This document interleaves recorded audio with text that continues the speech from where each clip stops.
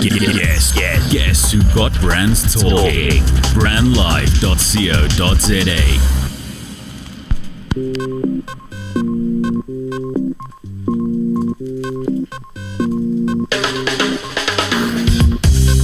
Hello and welcome to Creative Ghettos, the show that explores various creative industries and profiles the Africans who push them forward. Each week I spend 30 minutes unveiling excellent and inspiring individuals within creative industries, including but not limited to fine art, architecture, design, food, film and publishing. My name is Kwanele. Thank you for joining me right here on brandlife.co.za. Today on Creative Ghettos, I'm joined by Swati fine artist Banele Khoza. Through his craft, Banele fuses the core of who he is emotionally and intelligently with the beauty of the world and ever-changing technology.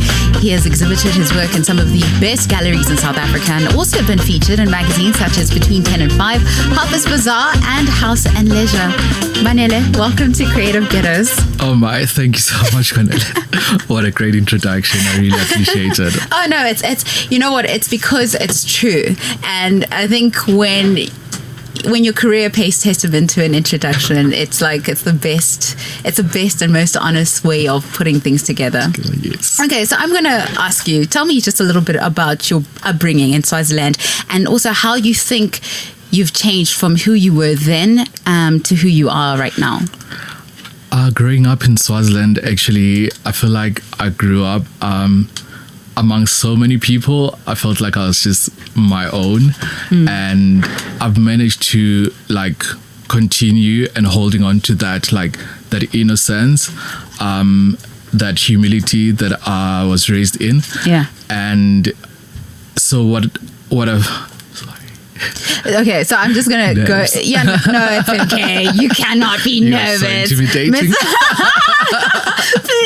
Please. No, it's okay. No, it's just, I really want to know, because I want to know how you think you've changed from who you were in Swaziland and who you are now, because there is, like you started out, there is a humility about you that is very obvious from the moment anyone meets you or interacts with you on any platform, whether it is in the gallery spaces or even just on social media. So I just want to know, what was it about your childhood that you felt that you should have kept and you have kept till this point? I think it's the comfort of being myself. I think when I was growing up, I was almost like a shadow, I'd be there, but not really seen. Yeah. And I'm trying to contain that, where I don't make my physical appearance the spotlight. Okay. I just want my ideas to come forward. And I think growing up, what saved my childhood and getting into high school, university, it was just my ideas mostly. Yeah. And I'm trying to keep that by actually excluding myself from social circles. Mm-hmm. I spend a lot of time, I think 95% of my time on my own. And that helps me, because then I can have a conversation with myself and be like, yo, that's not you. Yeah. Try, maintain that. And that's what I'm constantly doing. So every time when things get grander and more demanding of my physical being, I try to just hold back. Yeah, you become more reclusive, which is weird, because I always feel like you have a lot of friends around you. I do, and it's a selected few as well. So it's the friends that most of them are made while I was between high school and university.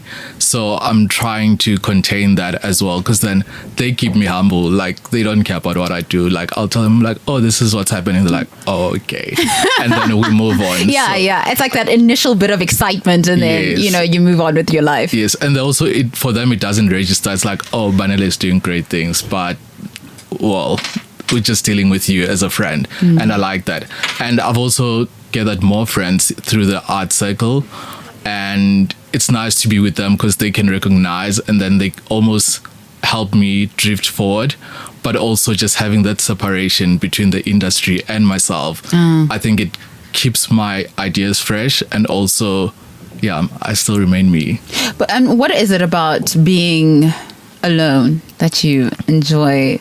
Which reminds me, you had an exhibition called Lonely Nights. Lonely Nights, yes. What is it about being alone that keeps you grounded? Because a lot of the time people, especially young people in this day and age, being alone kind of drives us insane, having to listen to our own thoughts. How are you responding to your thoughts when you are alone? I think I'm able to decipher when I'm losing focus or when I feel I'm not feeling emotionally well. So I'm able to almost like purify myself each time. So having distance from people, it gives me clarity. So, and also you can't have that clarity when you're amongst people or in a different space. So I've literally created a tiny heaven in my studio where it's like my holiday destination every day. Even if I'm on holiday, I still miss my place. Oh, wow. Because there's a sense of comfort. And I think people are afraid to be on their own because they haven't met that comfort level within themselves, where it's like, okay, this is me, and I've accepted myself for who I am. I mean, I'm still a work in progress, but that's what I'm constantly trying to achieve, like that sense of comfort with me and trusting myself, like to go forward and everything. Yes. Okay, so you moved from studying fashion to art after completing your first year at Lyself in Pretoria. Did you have many doubts about taking that leap? Yes. The reason I actually went into fashion was because I was afraid of my true destiny. And the fact that if you... That hurts. Okay, cool. Yes, go on. I think when you have to meet plan A, which for me was art, you're afraid of being a failure. I mean, if you fail at plan A, it's like, what else do I do? So fashion design was like my plan B. So I had to tackle plan B before I go to plan A. And yeah, plan B just knocked me off. It was like, yeah, no, that's not you, boo. Which is, you know what, you're very bizarre because a lot of people, they have fashion design as a plan A and then they'll do accounting or law as a plan B. This is law and accounting as the fallback subject or the fallback career, and you are just like, no, I want to be an artist, and then if that doesn't if that doesn't work out, I'll just be a fashion designer. But that is amazing. That means you've always been secure with your creative ability. Yes. And I think also just trying fashion, it was like running away from the disappointments. Like, I mean, if it didn't work out, it's like, okay, cool, like clearly I'm not a creative. But the fact that I discovered that I think 3 months within fashion, I still love fashion, but it's not my first love. So I realized quickly that I want to draw every day. And by the end of the year, I knew I had to be out of here, and then I went straight into art. And I think with pursuing plan A, knowing that it might be a failure, you try your best to like really make it work. And that's what I've done, trying to make it work. Okay. It's that commitment to making it work. And this is why you think it has taken you to where you are right now. I am, yes. Okay, so I want to know something about your work that, you know, something that I connected to a lot, but I don't know what it is that you're trying to say. What lies in the center of the stories that you tell in your works? Like, who are you speaking to about, and what would you like them to hear or see about themselves through what you paint? It's interesting because a lot of people want you to tell a grander story, like, oh, I'm talking about these grand ideas, but actually I'm talking about myself. Okay. And as disappointing as that sounds, no, it's not. I know. It's not, because it means that we all relate somehow. Somehow, yes. And I think what I've learned from that, in the past, I think 2 years ago, I would write my artist statements saying, my work is about myself. And people are like, no, how about your surrounding areas? Like, just make it more. I'm just like, no. And I fought for that I'm speaking about myself and how I relate to the world. And I think doing a personal narrative helps people connect to the work, relate to the work. And it actually becomes grander than myself. It becomes a universal feel, because if you're dealing with yourself, then the next person can see themselves within the work. And I think that is what has made it, I don't want to say successful, but I want to say relatable. Relatable, yes. I think no, it's true. Your work is very relatable, and what I've gathered from just watching what you've been doing over the years is that people, whether they're young, old, male, female, they all somehow have the same story. And it's like we are so afraid of telling these or being so vulnerable enough to actually express that these are the things that we go through. And you are there just putting everything on a wall. How is that for you? How do you respond to that when you start seeing some personal things being publicized? And I mean, it's intentional, but once it's out there, it's just, it's a little scary. It is scary. And especially, I think I wouldn't be able to do what I do if I wasn't creating from my own personal space. So while I'm creating within my space, I don't even realize what I'm doing. Like, even how deep it is, it's only once it's out of my studio, then I'm like, oh no, why is that outside? Yeah. And actually then you see a lot of people interacting with almost like my journal. It's like, I don't want you to read that. And so, but what I do enjoy about that is that being myself and authentically myself within that space, it helps other people embrace who they are. Yeah. I think that's what I'm trying to pursue, like people to be their best selves, like not a hidden identity or hidden gender. Like I want people to be themselves and understand that it's okay to be yourself. Why do you think people struggle to just be themselves? Be yourself, that Frank Ocean song. Why do you think why do you think people struggle? Especially, well, I don't want to say young people. I think we all do. Yeah. I think we're afraid of not being seen to be good enough. Yes. I think it's worth the sense of, are you enough for the next person? Are you enough for the world? Are you enough for the career that you're in? So I think the moment you're yourself, it's like, this is me. Are you going to accept me? So I think it's a sense of acceptance. Like, are you willing to be yourself, fully yourself, vulnerable, and be accepted for who you are? And how I've also changed that myself. I've been wearing an armor in terms of like clothing, the clothing I wear, the jewelry I'd put on, and I've tried to strip it down so that you can see myself other than what I'm trying to put into you, like into your mind, that this is me. So I think the more we remove the shield, we become more of our authentic selves. So you think that more we're like putting out a facade of ourselves? We do. Okay.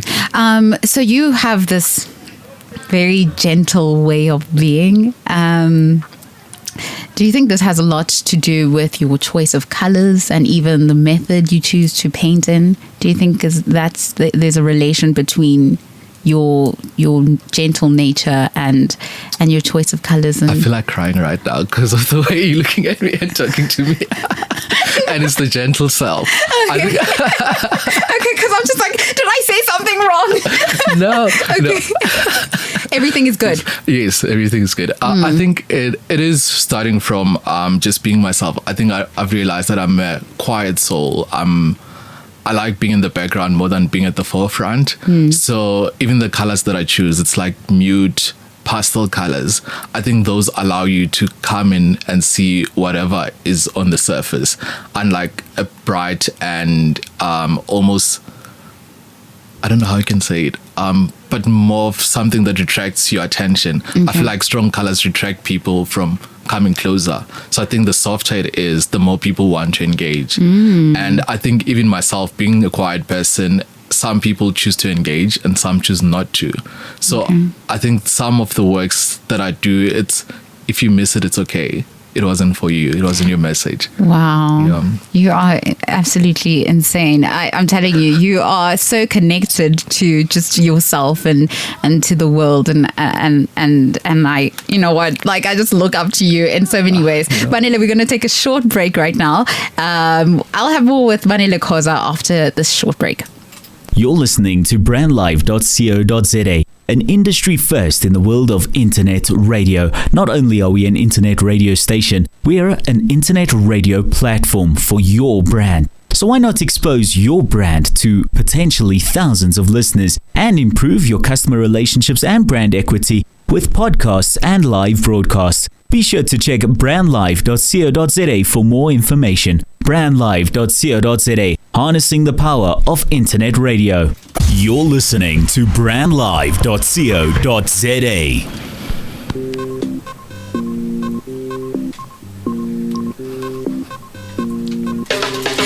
Welcome back to Creative Ghettos. I'm sitting here with fine artist from Swaziland, Banele Khoza.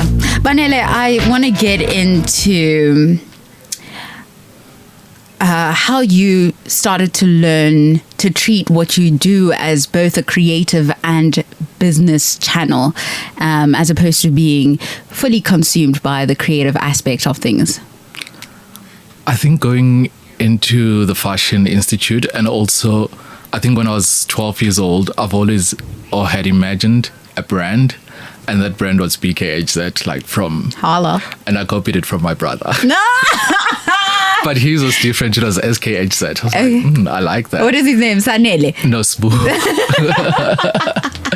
Okay. So I don't think he remembers that idea, but I did take it from him. But just that knowing I had a brand identity, yeah, I kept on dreaming. Like I dreamt of this big company that I would have, but at the same time influenced by the creative side. So I always thought I'd have a fashion brand because that was me running away from myself. But actually it has become an art brand. Wow. And I think being aware of the corporate identity, you almost know how to maneuver around in terms of you have to realize that you have to have marketing going on. There has to be people assisting you. There has to be the core idea.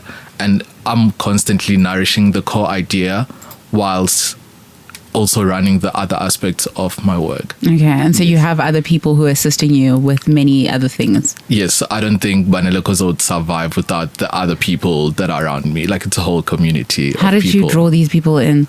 Because I mean, okay, well, I suppose you are at a point where, you know, you it's easy to source them, but when did... No, it's not easy. Is it not? No. Okay. Nothing is easy. Well, you make it seem so easy. It looks easy. Yes. So you learned all this stuff while you were in business school. I know the idea came about when you were much younger, but not business school, fashion school. Yes. Yeah. Actually, I think what I realized is, and I think this is a general principle of people to speak to. I only speak to people who care to listen. I don't speak to people who are just talking. Well, I do, but I tend to work with people who want to listen to me. So, and that's how I've run the enterprise I have. In terms of what you want to execute? Not only execute, just someone who cares about how you're doing. Yes. Okay, I think if someone does not care to ask you how you're doing, then just stay away because their intentions. I think it's really about intention. Like, and that's how I've networked through. I always care about the next person. I ask them how you're doing, and that's how it is. I feel like it could be someone at the top rank to the lowest. I don't know, like from someone who drives around with an Uber. Like I get to engage with all those people, and that's how I've built my community. So because I listen to everyone, because I know there's a lesson that they'll bring forward. Okay. And you collaborated with ingenious South African fashion designer Marion Fassler. How did that partnership come about? So it wasn't an official collaboration, but what happened is they've always invited me to the fashion shows because I'm friendly with them. And I realized the dyeing aspect of fashion illustration. And I looked at the fashion shows and I was like, okay, which shows would you like to illustrate? And luckily no one was telling me illustrate this, so I illustrated what I felt passionate about, and that's how it began. So I just, after I illustrated the stuff I was keen on, and then the following year they gave me backstage access, and then I illustrated the backstage. And this year as well, I mean, a new collection is coming through and I'm always keen about what they're doing. Yeah. So that's how it was worked out. And after that, so I think the idea is all about starting and initiating, and then people will call you forward for other things, because I've had other fashion designers calling me saying, can you illustrate this for me? Local? I beg your pardon. Yes, local so far, yes. That's that's great. I love supporting local. Local is best. And when I say local, I'm talking Swaziland. South Africa. Put you on the spot. Okay. No, but you'll get there. Last year, you won the highly acclaimed Gerard Sekoto Award at the Absa Atelier competition. What has this meant for you personally and professionally? I think it brought a sense of validation that I'd always been seeking for.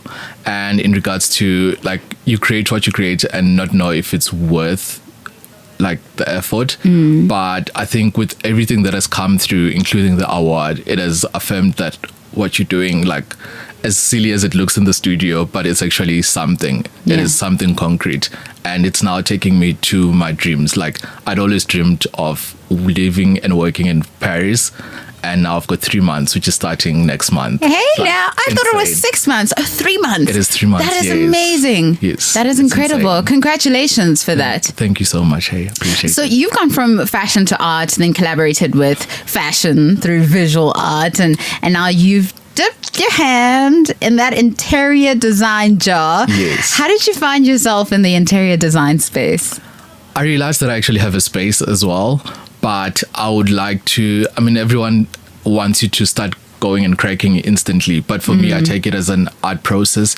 I know art doesn't just take off, so I've planted the seed. It might take 7 years to grow, it's fine, and I want to approach it my own way, where I have a say into the proceeds of how, like, the creative aspect. Like, for me, that's important. Like, I can't have anyone telling me what to create. It has to be my own time, my own beliefs and everything. So yeah, we'll see how it goes. And that led you to being on SABC3's Winner Home competition. Yes. And you were part of the House and Leisure team. How was yes. that experience for you? That was so amazing. Like, I felt like I learned a lot about the interior industry, and just going forward, like, how everything, I think that was important for me, especially working with big budget, because a lot of people, Big budget. it was big budget. And the fact that if I could learn these basics, I think I learned more from that than I would have learned from school, because then when you get probably a 10 million budget, you wouldn't know how to go about it. And this time around, it was all broken down, and I learned everything that I would need for any future projects. So I think educational wise, we might have not won the main prize, but we learned. Yes. And that is important. Okay, so there are a few absolutely mind-blowing things in store for you and also the world coming up in the next few weeks and months and years. Okay, but we'll talk about the most recent. Please share some of the details. Paris residency, Zaid's Mocha. I know. It's like name dropping. But it feels so right. It's so great. It's so great. I was actually writing down in my journal now of all the things that are coming through. We potentially have got New York happening. We've got Germany. We've got Paris shows. London potentially. It's all just happening, and I think the whole and how it's coming now, it's all in pacing yourself and time and believing in the process. So I feel like I've been able to navigate and know that this is your time. Like, this is your timeline as well. Don't rush it. Like, a lot of people jump into the bigger galleries, but I'm with the smaller gallery, and we all taking our time to get where we're going. And I think learning that, it helps you prepare for the bigger things. And also to savor the moment, to just be present in every success. Yes. So when do you think you'll be able to declare for yourself that you've made it? On a 10:45 and upwards. For now, I'm still a student. For now, you're still a student, and then 45 is the one. I think beyond that, like when you have your long-term career, I think for me, what matters is having a long-term career. And I mean, everything can be happening now, and everyone keeps on saying, oh, you like the star of the moment. I don't want to be a star of the moment. I want to have a long-term career. Yeah, that's true. And a lot of people can be so excited about everything happening right now, but what about 10 years from now? What about 20 years from now? Yes, so it's not... But that's also important to know that, you know, the success is determined by you and not everyone else. Yes. And actually, I feel like I lied to you. My success came through when I started exhibiting in the first gallery. That was success for me. Like, that's what I coined. At Pretoria. Yes, Pretoria Art Museum. No, I started with Trend Gallery. Like when they started taking in my work, that was my definition of success. Okay. But I think also that changes as well. Like, okay, now maybe dream a little bit more. Yes. Okay, well, thank you. I want to call you Virgil Abloh because you're just like moving between industries and doing amazing things in each creative industry. Banele, thank you so much for speaking to me today. That's the only time that we have. I wish it was just a little bit more. But yeah, thank you for coming in and being so honest and open. I wish you all the luck and I hope that you have fun and that you learn all you can and want in Paris. Banele will for the first time have his solo exhibition at the Zuidsmarkt in Cape Town on the 11th of April, right? Yes. Be sure to pop in to see his fresh ideas set up in this iconic space. Also, follow him on Instagram at BKHZ. To find out more about the Africans who drive various creative industries forward, make sure to follow Creative Ghettos on Instagram at Creative Ghettos. My name is Kwanele. Join me again next week, Friday, from 2 to 2:30 p.m. for another impactful show. Bye for now. Harnessing the power of talk radio. Brandlive.co.za. Have you ever thought about the power of social media? Social media has the power to make your business grow. Grow, yeah. Why don't you let us manage your social media? Because our business is to see your business grow. Visit us at www.bstownmedia.co.za.